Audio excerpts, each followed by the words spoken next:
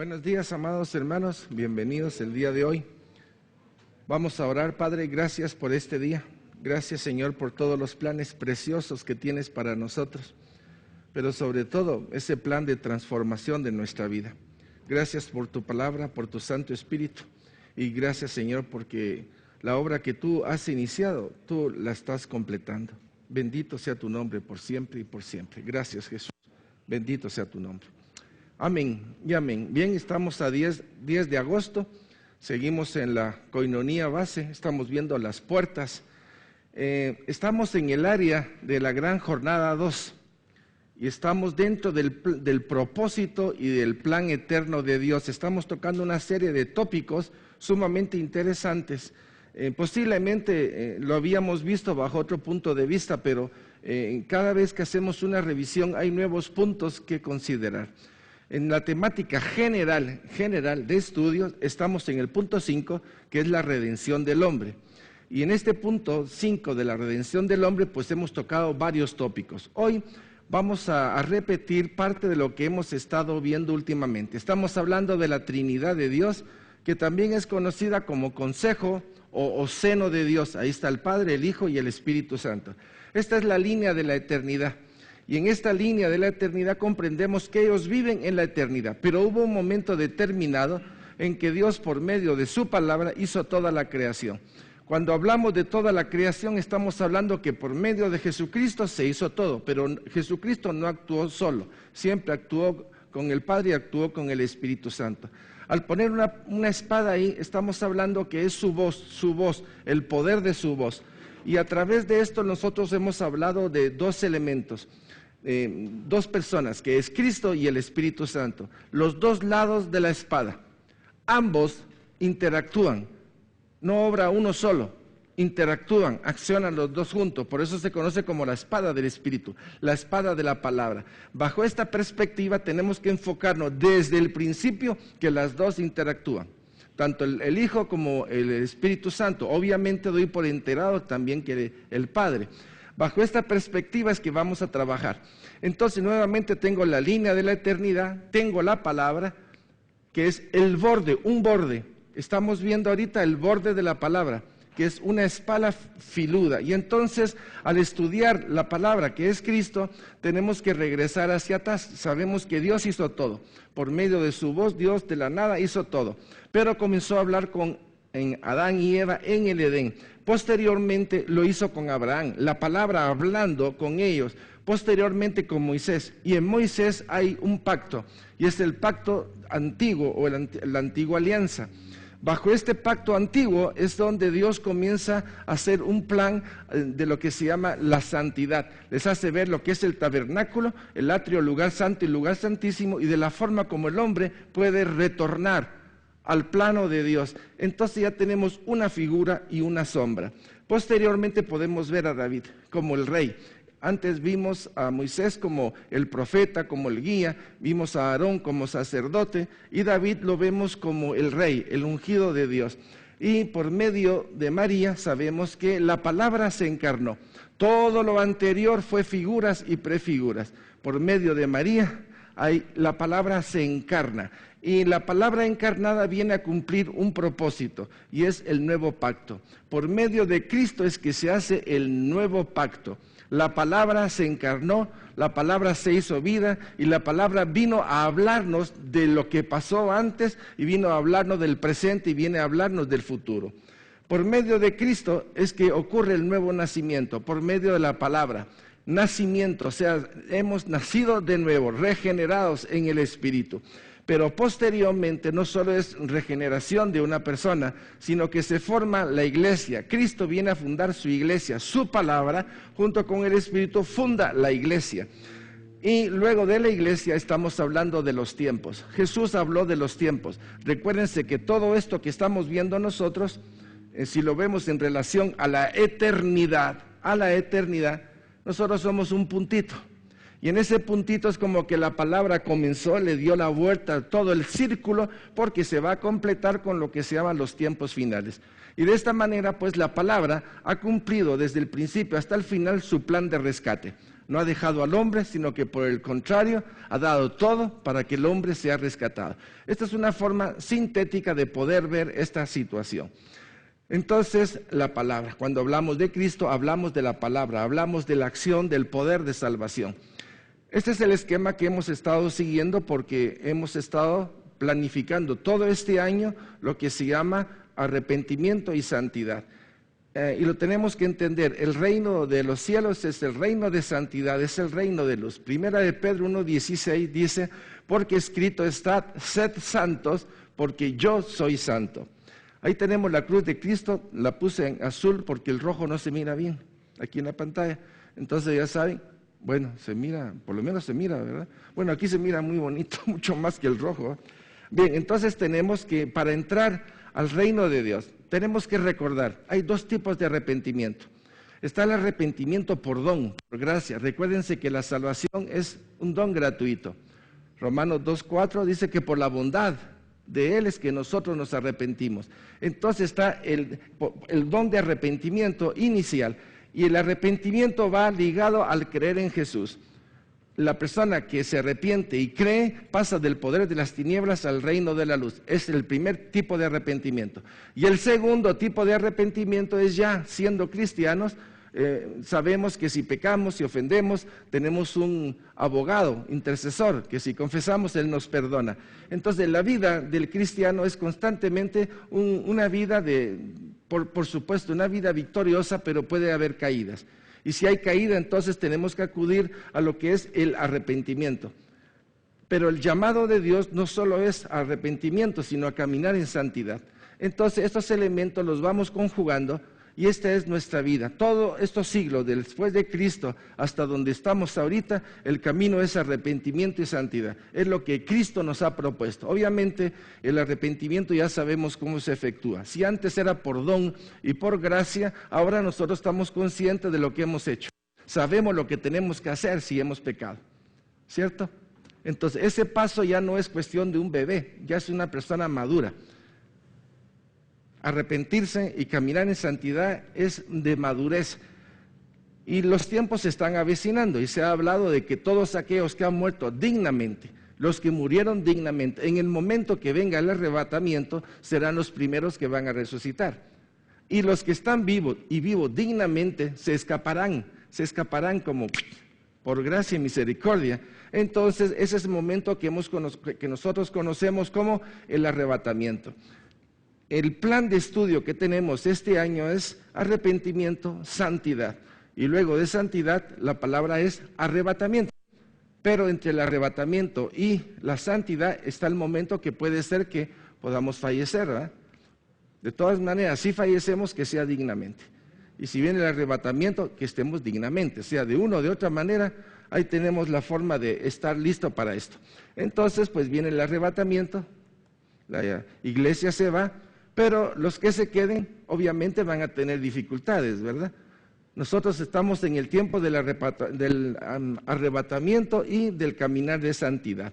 Ahora bien, hemos hablado también de los últimos tiempos. ¿Alguien se acuerda qué es ese chipuste que hemos puesto ahí de color verde? La gran tribulación. ¿Ya lo apuntaron? La gran tribulación. El próximo lunes, por dedo voy a señalar que pase alguien aquí para que me explique este diagrama. Lo pueden ir a ver en la página web. Entonces, ¿qué es? La gran tribulación. ¿Y este tiempo qué es? El milenio. El milenio. Después viene la batalla de Gog y Magog. Y luego viene el juicio del trono blanco, en donde va a haber 4 lugares: nuevo cielo, nueva tierra, nueva Jerusalén y el lago de fuego. Este es el tiempo que nos queda por vivir. ¿Estamos? Ok. Bien, en la temática específica que estamos viendo ahorita, estamos estudiando entre la palabra y el Espíritu. Aquí estamos en este momento. Ya estudiamos, su palabra es eterna, Dios revela al hablar, Dios obra al hablar, el hombre ante Dios que habla, la personificación de la palabra de Dios y la palabra de Jesús, los hombres ante la palabra y la palabra en la iglesia. Tenemos que estudiar esto. Entonces, hoy específicamente vamos a entrar a estudiar estos 2 elementos, porque la semana pasada ya comenzamos con la personificación de la palabra. ¿Se recuerdan? Vamos a ver hasta dónde llegamos el día de hoy. Entonces, es en el Nuevo Testamento donde estamos ahorita. Jesús anuncia el Evangelio del reino, anuncia la palabra de Dios. Vamos a Mateo 4:23 y dice así: y recorrió Jesús toda Galilea, enseñando en la sinagoga de ellos y predicando el Evangelio del reino y sanando toda enfermedad y toda dolencia en el pueblo. ¿Quién era el que hacía esto? Jesús. Es Jesús quien viene a abrir la brecha, viene a anunciar el programa del reino de Dios, predicando el arrepentimiento, llegando al corazón para que entendieran cuál era el problema. Pero siempre Jesús, aparte de que predicaba, sanaba o tenía otra serie de interacciones con el pueblo. Vamos a otra parte. Parece un profeta o un doctor. La gente al principio no puede distinguir quién es. Piensan que es un taumaturgo, que es un hacedor de milagros, después que es un maestro. La misma gente está como, ¿quién es este que tiene esta autoridad? Entonces, en Juan 6:14 dice, aquellos hombres entonces, viendo la señal que Jesús había hecho, dijeron, este verdaderamente es el profeta que había de venir al mundo. O sea, la gente ya comienza a sospechar. Pero recuérdense que antes de que Jesús anunciara su vida pública, cuando él nació, Herodes y muchos trataron de investigar quién era Jesús. Y los maestros le dijeron, mire, este es el que está anunciado que iba a nacer en Belén. Entonces Herodes anda persiguiendo a Jesús para evitar que Jesús cumpla su propósito. Herodes es descendiente de Amalek. Y todos los de Amalek quieren destruir al que viene, o al pueblo de Dios. Mateo 22:16, y le enviaron los discípulos de ellos con los herodianos, diciendo, Maestro, sabemos que eres amante de la verdad y que enseñas con verdad el camino de Dios y que no te cuidas de nadie, porque no miras las apariencias de los hombres. Obviamente Jesús traía un conocimiento, una amplitud, él sabía a quién estaba sirviendo. Cuando alguien sabe a quién le está sirviendo, como que el resto cae en un plano secundario. Y esto es lo que estas personas podían ver. Estas personas podían ver que no estaba representando al templo ni que estaba representando a los sacerdotes de ese tiempo, sino lo que él hablaba y lo que él hacía señalaba otra esfera, otra dimensión espiritual. Habla con autoridad y que su palabra no pasará. Tremendo.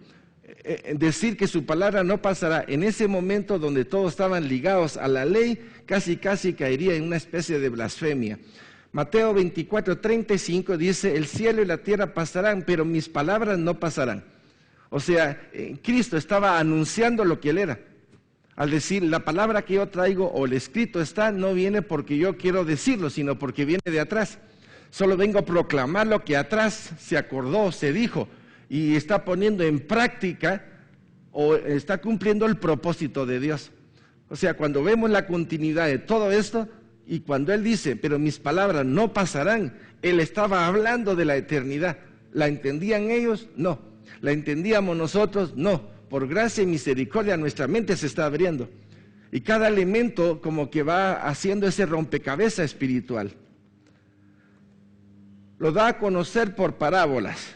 Qué tremendo esto. Y nos vamos a Mateo 13:10-12 y dice, entonces acercándose los discípulos le dijeron, ¿por qué les hablas por parábolas? Él le respondió, les dijo, porque a vosotros os es dado saber los misterios del reino de los cielos, mas a ellos no les es dado, porque a cualquiera que tiene se le dará y tendrá más, pero al que no tiene, aún lo que tiene le será quitado. Esta enseñanza es como la de los talentos. Si tenía 5, tenía que llegar ¿a cuánto? A 10. Pero si él tenía 5 y se quedó con 5, le hubiera quitado los 5. ¿Cierto? O sea, el principio de Dios sigue funcionando. Ahora, ¿por qué usaba las parábolas? Cualquiera diría, es que es para trabar nuestra mente, y no es cierto. Fíjense que las parábolas tienen una función natural, y por medio de la función natural uno puede trasladarlo a la función espiritual. Porque el reino de los cielos es como una perla. Porque el reino de los cielos es como una semilla. Porque el reino de los cielos es como un sembrador. Entonces hay una serie de analogías que permite pasar lo natural a lo espiritual. Obviamente, se requiere también un maestro que haga la ilustración. En este caso, los mismos discípulos, ustedes se recuerdan que tenían problema con algunas parábolas. Señor, ¿qué quiere decir tu parábola? ¿Qué es lo que estás diciendo con esto? Entonces el Señor les explica, miren, la semilla que cayó en la carretera, pues viene el diablo, la toma y la quita, pero aquellos que cayeron contra los espinos o las piedras, Él da una explicación. Y cómo esa explicación que Él da en lo natural se convierte o es igual a la analogía espiritual. Entonces, Él está hablando del reino, está usando parábolas naturales para que nuestra mente despierte o se abra a lo que es lo espiritual. Él está hablando del reino de Dios.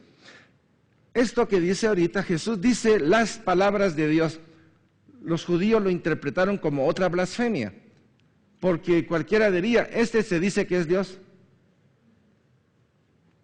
Juan 3:34 dice, porque el que Dios envió, las palabras de Dios habla.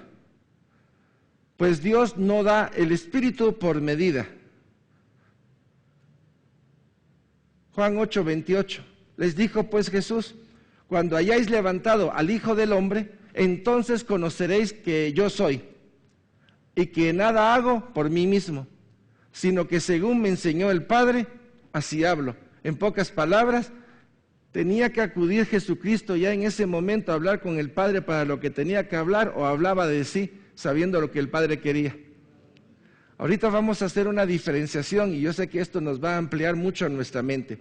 Sus palabras son espíritu y vida. El espíritu es el que da vida, la carne para nada aprovecha. Las palabras que yo os he hablado son espíritu y son vida. En pocas palabras, la palabra de Dios en sí mismo tiene poder. Tiene poder. Y aquí dice, es espíritu y es vida. Pasemos a otro cuadro. Palabra de Dios y palabra de Jesús. Por eso hemos estado hablando cuando le habló a Adán, etcétera, todo un recorrido, ya estamos en el Nuevo Testamento, ahora es Jesús que se encarnó, Jesús estaba hablando, pero ¿qué diferencia puede haber entre la palabra de Dios y la palabra de Jesús? ¿Hay diferencia? No, ¿verdad? Vamos a ver qué dice la palabra. La palabra opera y revela, y dice así, en ninguna parte se dice que la palabra de Dios es dirigida a Jesús como lo hacía hacia los profetas o escritores. Ustedes se recuerdan que en el Antiguo Testamento, cuando el Señor le hablaba a ellos, era el Señor me dijo, ¿verdad? O la palabra le llegaba a él y entonces la palabra vino y me dijo. En este caso no es así.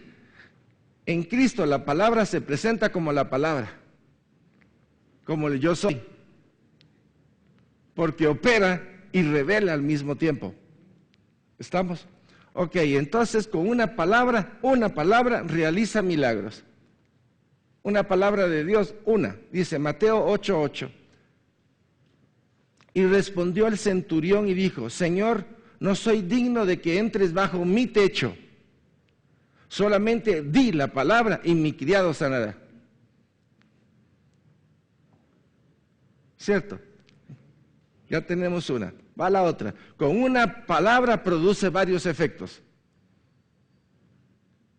Con una palabra produce varios efectos. Si nos vamos entonces al caso del que estaba paralítico, que era más fácil decir, te perdono, levántate y toma la camilla y vete al mundo.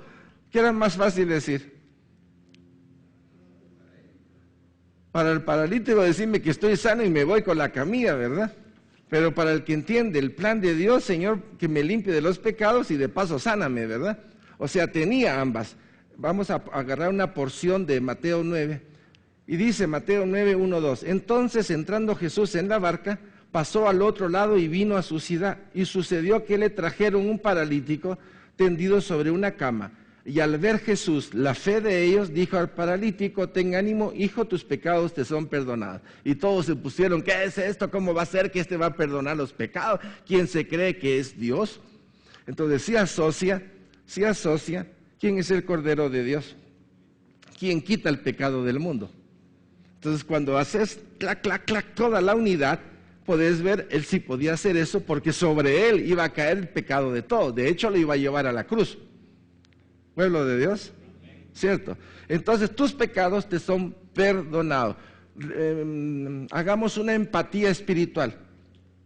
Pensemos que estamos en ese tiempo y que nosotros somos esta persona. ¿Qué quiere usted? ¿Que lo sane o que le perdone los pecados? Las dos cosas. Y si Él solo le hubiera perdonado los pecados, ¿qué creen ustedes que esta persona hubiera sentido si solo Dios le hubiera perdonado los pecados?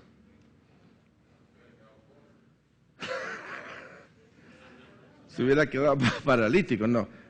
Estás viendo lo natural. Esta sanidad no es integral en Dios. Es decir, no necesariamente. Él me sana interiormente. Eso trae como consecuencia, posiblemente no en una forma inmediata, pero sí a largo plazo, una sanidad también física. Espérate, vamos despacito. ¿Ustedes se recuerdan de los leprosos? Sí. ¿De 10 leprosos? Los 10 sanaron físicamente. Sí, pero solo que regresó. Pero solo regresó uno, y este que regresó, este se convirtió, los demás no. Entonces no es integral en cierto momento, sino que puede ser por partes. Puede ser por partes. No penséis que porque Dios ha hecho un milagro, esta persona ya se convirtió. No. Pero el punto, por ejemplo, sería ese precisamente. El que cree, ¿Sí? Es así. ese va Amén. a ser sanado en una forma, si no inmediata, porque no lo acepta o no conoce todo, pero sí en una forma progresiva. Sí. Que es el caso que está sucediendo con nosotros. Pues. Así es. Nosotros primero pasamos de la muerte. ¿Ustedes se recuerdan el ejercicio, yo sé que no les gusta mucho, de la vaca? De la vaca. Cuando hay un hato de vacas que uno pasa por la carretera y dice, ¡ay, qué vacas más hermosas! Y en otra dice, esa vaca ni siquiera leche da lástima, ¿verdad? Entonces, estas vacas que no dan leche, sino que dan lástima, es como que si el Señor hubiera llegado con su camión, compra las vacas y las vacas las sube a su camión. ¿A quién pertenecen las vacas? Al Señor. ¿Y cómo están las vacas? Ya que están en el camión. Igual que como estaba antes. Ahora ya están en el camión, somos salvas, ya estamos con un nuevo amo, pero todavía no. Quiere decir que tiene que llevar a su terreno. Ya en el reino de Dios, ¿qué pasa? ¿Cómo están estas vacas? Flacas, todavía desnutridas. Están todavía y tienen que ser reparadas, o sea, tienen que pasar por baños especiales para quitarles las garrapatas, hay que ponerles vacunas, hay que alimentarlas, ¿no? Viene un proceso después. En ese proceso hay una restauración de muchas cosas. ¿Puede hacerlo todo Dios de un solo? Sí, puede hacerlo todo. Pero el hecho de que lo haga en forma paulatina va haciendo que nuestros ojos se abran y con cada nuevo motivo tenemos una nueva razón para alabanza y para gratitud a Dios. Ángel, Sí. ahí en ese caso, dice Jesús vio la fe de ellos, entonces pues dijo tus pecados, o sea, sabía que si lo perdonaban después iba a venir la sanidad física, Sí. pero puede ser al revés o junto. ¿Cuánta gente fue sanada por Jesucristo en ese tiempo? Pero el hecho de que fueran sanadas no quiere decir que fueran convertidas.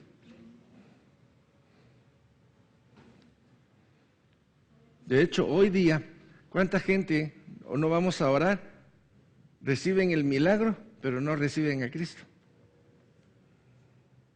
¿Puede haber milagros en paganos? Sí. Fíjese usted qué curioso, ¿sí? Ángel, pero ¿cómo explicarías el hecho de que creyentes no sanen? Bueno, es fácil, facilísimo, por eso estaba preguntando, ¿y qué tal si solo le perdonó los pecados y no sanó? Dios da gracia y aceptabilidad para todas las cosas. Por ejemplo, el ciego, ¿cuánto tiempo estuvo ciego? Toda su vida. ¿Y qué le dicen? Le preguntan a él, Señor, ¿ese está ciego por los pecados de él, de sus papás, de su abuelo? Y se van hasta Adán y Eva, digo yo, para decir, pobrecito. Y el Señor le dijo, no, esto es para ver la gloria de Dios. O sea, todos tenemos una gracia normal, una gracia extraordinaria. Por ejemplo, nosotros hemos sido convertidos, y nosotros fuimos convertidos, ¿por qué no de una vez tenemos una pureza de 100%? Porque hay un proceso en el cual Dios está realizando un proceso de sanidad, pero nos ha dado gracia mientras llegamos ahí, ¿o no? De otra manera, entraríamos en una desesperación espiritual. Hay una gracia que nos permite aceptar con sencillez y humildad el camino que en este momento llevamos. Yo sé que muchos queremos caminar muy rápido, pero caminar lo único que nos hace es perdernos. Como Moisés, ¿verdad? Él era tartamudo y le puso a Aarón. O sea, si Moisés iba a ser el libertador, le hubiera dado todo de una vez, pero lo dejó todavía medio tocadito, ¿verdad? ¿Quién otro podemos ver así que estuvo con ese problema? ¿Gedeón no tuvo ese problema? Pablo tuvo ese problema. ¿Y nosotros no hemos tenido ese problema? Entonces, esas debilidades no han servido para abrazar la cruz y dejar que su obra se haga en nuestras vidas. Las circunstancias, ¿son a favor o son en contra? Son a favor. El problema es que nuestra concepción todavía no lo ve así. ¿Amén? Ok. Entonces, el perdón de los pecados transmite poder a sus discípulos. O sea, sigo hablando de la palabra, de un lado del filo de la palabra. Lucas 10.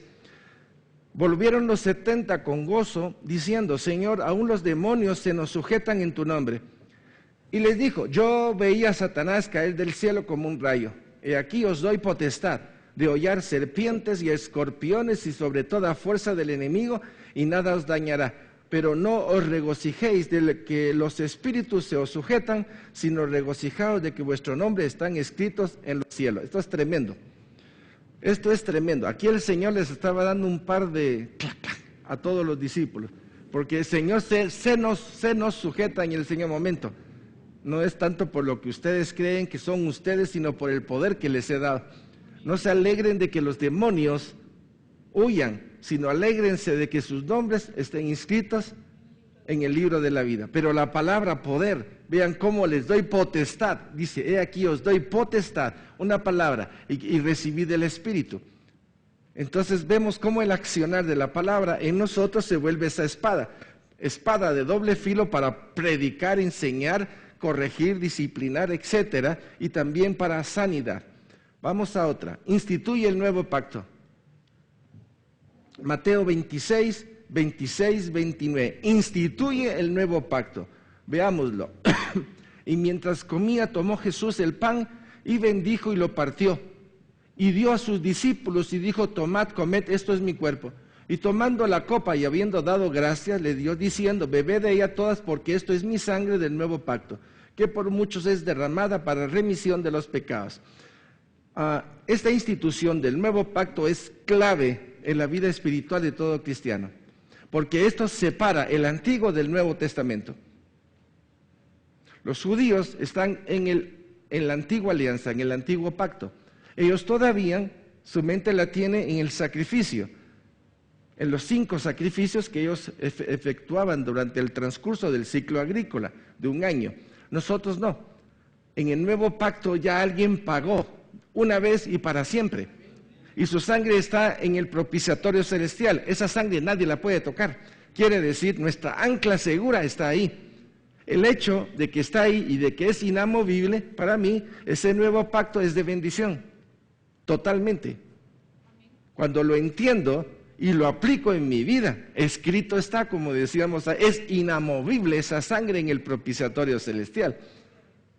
Entonces, uniendo todos los puntos, decimos: Señor, gracias, porque mi vida ya no es como antes. Mi vida tiene sentido, tiene propósito en función del reino de Dios.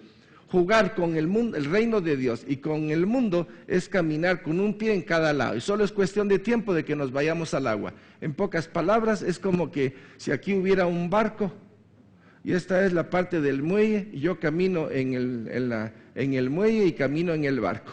Y de repente el barco se comienza a ir. Entonces mis pies se comienzan a elongar. ¿De qué lado? Hay un momento en que ya no puedo tomar decisión. Ya no puedo. Ni tierra ni barco. Me voy al agua. Y eso es lo que le pasa a muchos. Entonces su desesperación va a ser mayor. Pueblo de Dios. Nuevo pacto que por muchos es derramada para remisión de los pecados. Aquí también en este punto voy a aprovechar. En la cena pascual, en esa cena, hay 2 corderos. Está el cordero que habían preparado, que representa el Antiguo Testamento. Mi pregunta, ¿será que ellos comieron el cordero que estaba preparado? Sí. Ahora, quien lo comió, quien estaba apto para comerlo era Jesús. Cuando Jesús come La cena del pacto, de la Pascua, está agarrándolo, comiéndolo y decir, yo lo cumplí. Y como yo lo cumplí, el nuevo pacto es este.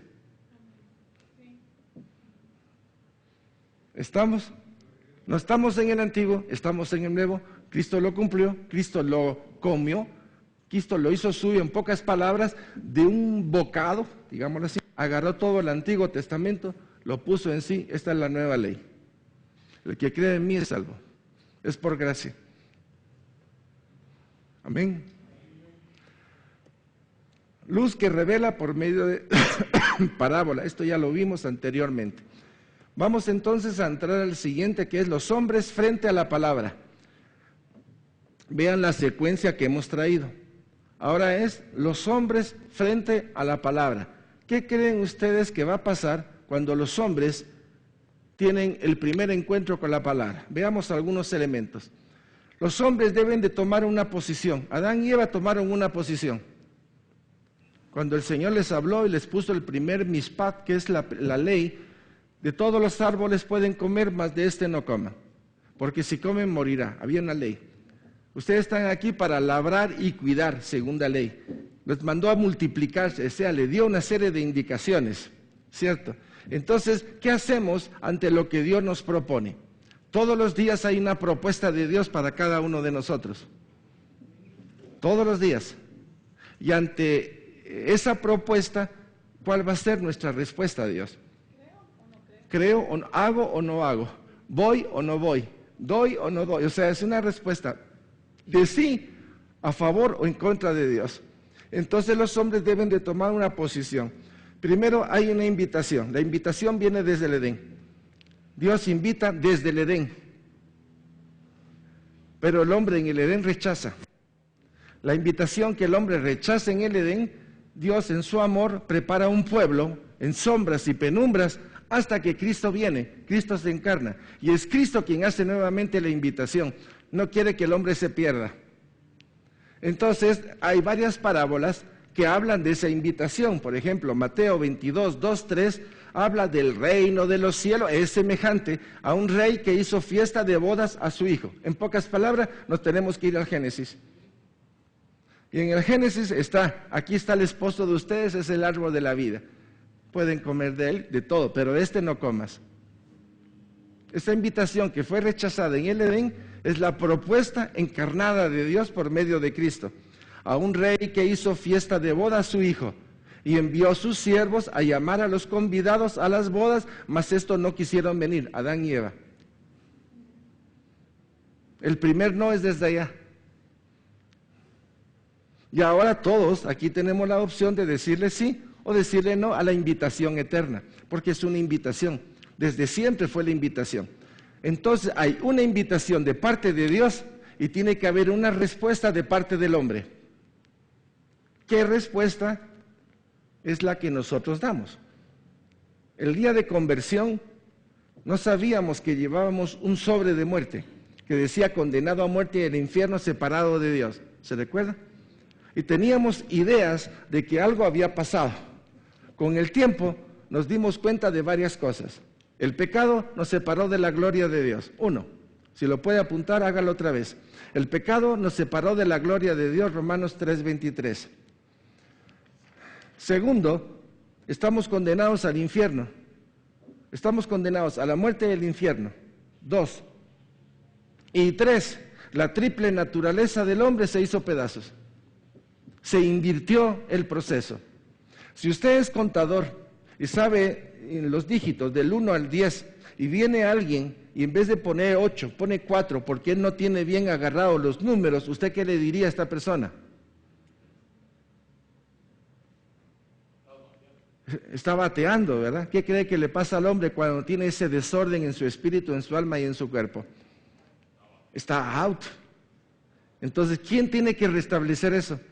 Cristo. Entonces, lo que causó en el Edén esta caída es lo que viene a hacer Cristo. Primero, Cristo nos viene a quitar el sobre de muerte aquí. Nos reconcilia con el Padre y nos quiere llevar a un estado de la estatura del varón perfecto. Quiere decir, tiene que batallar internamente. Por eso era necesario que Cristo entrara y el Espíritu Santo también en nosotros. Entonces hay una operación del Padre, del Hijo y del Espíritu Santo en nuestras vidas. La palabra, ¿qué viene a ser la palabra en este caso? Como dice Hebreos 4:12, ¿qué viene a ser? Espada, ¿para separar qué? Las tinieblas de la luz, la mentira de la verdad, la muerte de la vida, la ignorancia del conocimiento de Dios. Entonces comienza a separar, comienza a quitar de nosotros. En pocas palabras, el hombre adámico comienza a disminuir y el hombre nuevo comienza a crecer. Amén. Pueblo de Dios, están demasiado callados. Muy pocos dicen amén. Gracias. ¿Con él o contra él? Marcos 8:38. En pocas palabras, la situación es clarísima. ¿Conmigo o contra mí? Marcos 8:38 dice, porque el que se avergonzare de mí y de mis palabras en esta generación adúltera y pecadora, el Hijo del Hombre se avergonzará también de él cuando venga en la gloria de su Padre con los santos ángeles. Entonces solo hay dos posiciones, con él o contra él, recojo o desparramo. Entonces la palabra es clara. ¿Permites que la palabra accione en tu vida o no la permites?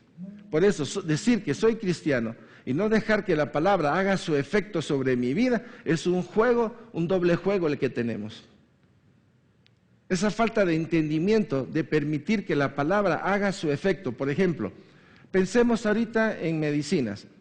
Los que tienen problemas de avitaminosis y el médico viene y le da la medicina. Si toma la medicina, ¿qué va a pasar con esa medicina en su cuerpo? Va a combatir la vitaminosis, ¿cierto? A nivel espiritual, recibir la palabra de Dios es limpieza de mi alma. Al mismo tiempo es luz, al mismo tiempo es alimento. O sea, cuando tengo esa analogía, es fácil poderlo ver. Si tienes 5 meses de no leer la palabra, o 3 meses, o 5 días de no leerla, y de repente, ¡ay, tengo ese deseo! Y comienza a leer la palabra, hay un resurgir interiormente. Hay una especie como que algo se despertó, como que la palabra trae esa luz y trae ese alimento, y uno como que se siente fortalecido y dice, ¿por qué no leo la palabra? ¿Por qué dejarla? Y uno siente esa experiencia. Por eso, conmigo o contra mí es la posición correcta. O recojo o desparramo. Pueblo de Dios. Y estamos hablando de la palabra. Veamos otra. En la parábola de la semilla del Evangelio, vamos a Mateo 13:2-9. Y se le juntó mucha gente, y entrando él en la barca, se sentó, y toda la gente estaba en la playa. Y les habló muchas cosas por parábolas, diciendo, he aquí, el sembrador salió a sembrar, y mientras sembraba, parte de la semilla cayó junto al camino, y vinieron las aves y la comieron. Parte cayó en pedregales donde no había mucha tierra, y brotó pronto, porque no tenía profundidad de tierra, pero salido el sol se quemó, y porque no tenía raíz se secó, y parte cayó entre espinos, y los espinos crecieron y la ahogaron. Pero parte cayó en buena tierra y dio fruto, cual al 100, cual a 60 y cual al 30 por 1. El que tiene oídos para oír, oiga. A lo que voy es, la palabra ha entrado. Ya soy cristiano, ¿verdad? Pero si no hacemos ver que hay un proceso posterior, qué rico es el evangelista, ¿verdad? El evangelista, reciban al Señor y todo el mundo ahí, adiós, dice el evangelista, ¿verdad? Bueno, ¿y a quién les queda todo ese montón de hermanitos lindos? Al maestro, al pastor, ¿y qué va a hacer el Señor? El pastor con todos ellos. Si cada uno de ellos trae de todo, mañosos hasta la cuna. Y eso sí, el cristiano, pues sí, gloria a Dios, bendito sea Dios, pero tocarle sus pulguitas y tocarles todas sus cosas, respéteme, mi hermano.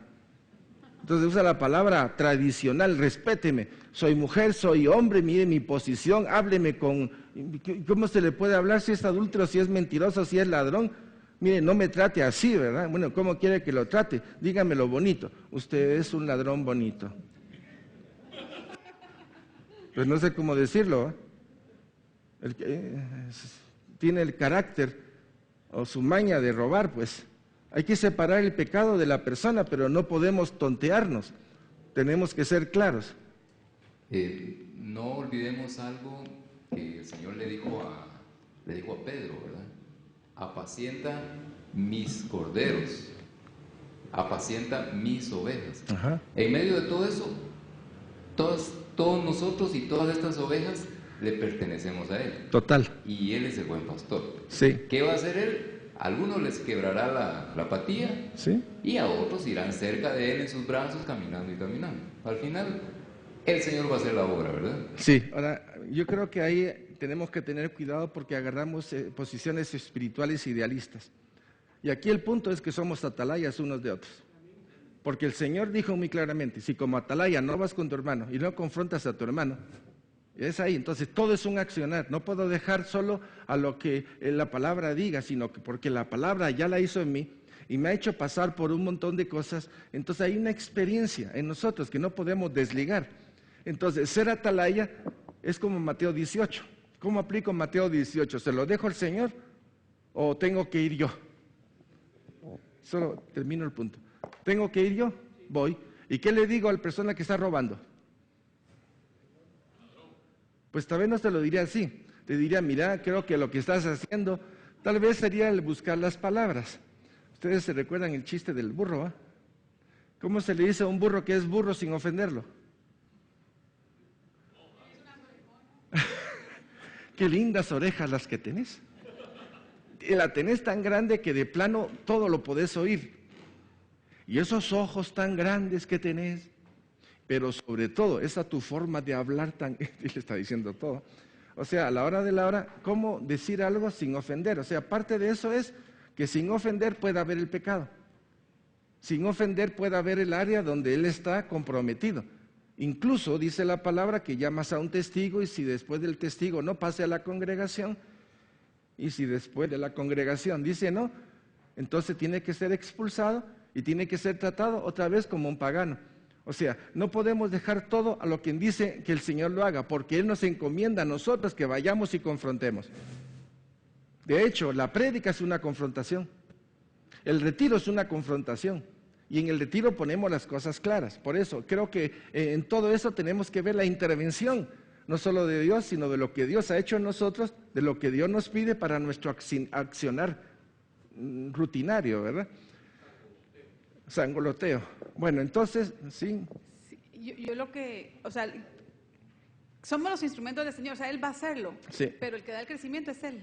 Ah, por O sea, supuesto. eso es lo que, tal vez lo que yo le entendía a Mario, ¿verdad? O sea, tú vas y vas a decir, pero tú no vas a convencerlo, sino es Dios mismo el que va a ir dando ese cambio. Doy por entendido que estoy hablando de personas que tienen ya ese carisma o ese don para confrontar. Porque si yo estoy haciendo algo y nadie me confronta, ¿qué sentido tiene la iglesia? No tiene. Entonces, obviamente, todos tenemos una función. De hecho, todos debemos de ser atalayas. El hecho de que seamos tímidos no nos exonera. La timidez es un problema de complicidad. Porque todos estamos llamados a ser atalayas. Porque yo sabiendo que mi hermano hace algo que no es correcto, yo puedo ir con un hermano o con el pastor o con el ministro y decir, no veo bien a mi hermano y creo que tal y tal cosa. Puedo hablarle de que tú me hablaste de tal cosa, ay, es que va a ser complicado, entonces ve tú y confróntalo. Porque la mayoría de gente quiere que otros lo hagan. Entonces, para mí ese tipo de cobardía no me interesa en una comunidad.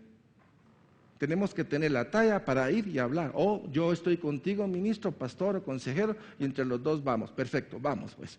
Pero eso de que voy contigo y no les digas que yo soy y me quieren atar con un silencio, eso no es de Dios. Eso es, Car.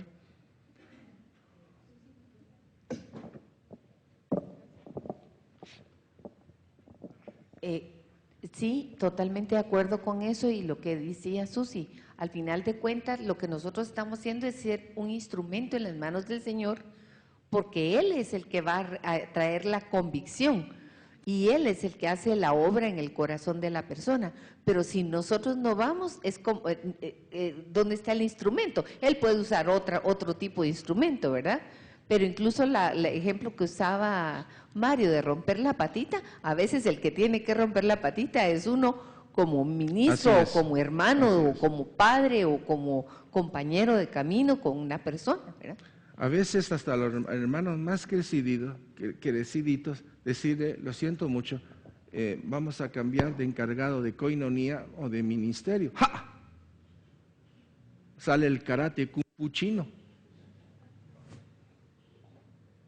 Se defiende, se justifica, razona, le echa la culpa a su mamá, a su abuelito, a quien sea. O sea, vean esto, porque hay aspectos de nosotros que no nos gustan que vean. Entonces, esa parte que no me gusta que vea es la que tengo que confesar. Si no, es la que justifico. Y si somos atalayas unos de otros. No decir lo que tenemos que decir nos hace cómplice. Acuérdense de Ezequiel 26. Te mando que vayas, y si aquel se arrepiente, qué bueno. Pero si tú no vas y no le dices y él muere, tú eres cómplice de esa sangre. Te demandaré la sangre de ese hermano. O sea, ese aspecto no lo queremos ver, como la parte que de la palabra de Dios que dice, si tú no perdonas, yo no te perdono, dice la palabra. Escrito está, mis hermanos. Si no perdono, Dios no me perdona. Estoy condicionado. Carlos. Me venía a la mente el pasaje donde Jesús dice que el que no me quiere más a mí que a su padre, a su madre, sí, no es digno de ser mi discípulo. Así es. Y termina diciendo, ay, Dios santísimo, se me fue la... Mientras tú piensas, el caso de Natán. ¿Se recuerdan de Natán y David? ¿Cierto? Imagínense que el profeta le iba a hablar, ¿cómo le presento a esto? ¿Ah? ¿Cómo le voy a decir que es adúltero? Entonces le pone el caso de una viña, ¿verdad? Y que entonces el vecino iba a ser un puchón que solo tenía su buey por ahí, su vaca, y el otro tenía montón. Entonces este vino y agarró la vaca del otro. Entonces David dijo, ese hay que matarlo, porque eso es lo que tú hiciste con... No tenías fe. Por eso a veces usar ejercicios como estos evidencia toda una situación. Hay que saber cómo llegar, cómo plantearlo, pero hay que plantearlo. No hacerlo nos hace cómplices. No. Es que yo no quiero tener problema con ese hermanito, que lo siento. Tenés un problema mayor ahorita. ¿Claro? Y es que el Señor ahí dice, cabalmente, no he venido a traer paz, sino a poner al hijo contra el padre, dice varios diferentes renglones. Y lo que sucede es que muchas veces en nuestro caminar, a mí me pasa, no me gusta la confrontación con los demás, en el sentido de exponerme a una situación de disgusto con la persona. Pero a veces cuando vamos a decirle a alguien que algo está mal, esa persona en primer término puede ser que no lo reciba, aunque después el Espíritu Santo le traiga convicción, pero en el primer momento puede ser una situación molesta para uno. Es posible, yo creo que hay que analizar esto un poquito. Cuando una persona no quiere confrontar, yo diría que en el fondo es por orgullo y rebelión. Porque si la palabra dice que hay que hacerlo y yo no quiero, puedo dar todas las razones que quiera. Es que no me gusta porque se me puede venir encima y voy a perder su amistad. Cabal, eso es rebelión. Eso es lo que está diciendo. Entonces, en el fondo, estamos protegiendo nuestro nombre, nuestro apellido, nuestro abolengo, y es lo que el Señor dice. No tiene sentido. Porque si yo he venido a salvar, ¿qué es lo que estás haciendo tú? Complicidad con otro. Entonces, esos temores, esos miedos, son actos de cobardía. Pueblo de Dios, me estoy explicando. Esa acción en contra del reino. ¿Sí? Yo prefiero ir, prefiero hablar, prefiero confrontar, porque lo que viene después de la confrontación es bendición. Tanto para él, aunque se enoje, como para mí. Pero de no hacerlo soy cómplice. Entonces son elementos que si no tenemos valorados bien en nuestro caminar cristiano, ya nos hicimos cómplice de mucho. Como dicen algunos, yo no tengo problema con ninguno, ni modo, si no te metes y no conoces la palabra, qué rico, es un diplomático, ¿verdad? Por debajo puedo ser de todo, pero ante el Señor, ¿qué soy? Un cobarde, un hipócrita, un ambivalente, un irresoluto, agua de sal, para arriba y para abajo. O sea, a la hora de la hora no hay un mover cristiano, no hay un testimonio de fidelidad a Dios. ¿Cierto? ¿Pueblo de Dios? Amén. Ok. Voy a parar aquí. El tiempo ya se me fue. Digámosle así: Padre, gracias por este día. Gracias por tu amor, por tu misericordia, por tu bondad infinita. Gracias por la obra que estás haciendo en nosotros. Y gracias, Señor, por hacernos ese recorrido del seno, de tu consejo, en la forma como hablaste, como creaste todo, Señor. Y ese caminar en el Antiguo Testamento por medio de tu palabra, el pacto que levantaste, la forma como condujiste a tu pueblo hasta que tu palabra fue encarnada en Cristo, y cómo tu palabra, con una sola palabra, se sanaba, se liberaban, eran trasladados de un lado a otro, Señor, y cómo tu palabra, que es una invitación a nuestras vidas, requiere una respuesta de nosotros a ti, un sí o un no. Y es todos los días, Señor. El hecho de saber de que todos los días tengo que dar una respuesta a ti, me pone a mí entre la espada y la pared. Pero cuando más cuenta me doy, cuando más entiendo, cuando más conozco, mi sí es más voluntario, mi sí es más maduro. Es más, quiero contigo y solo contigo. En el nombre de Jesús, Padre, en esta mañana clamamos esa gracia y ese favor para que nuestra vida deje de ser irresoluta y nuestra vida agarre el camino de la verdad y de la vida, que es el único camino que tiene sentido y tiene propósito. En el nombre de Jesús, Señor, te lo pedimos y gracias por lo que estás haciendo en nosotros.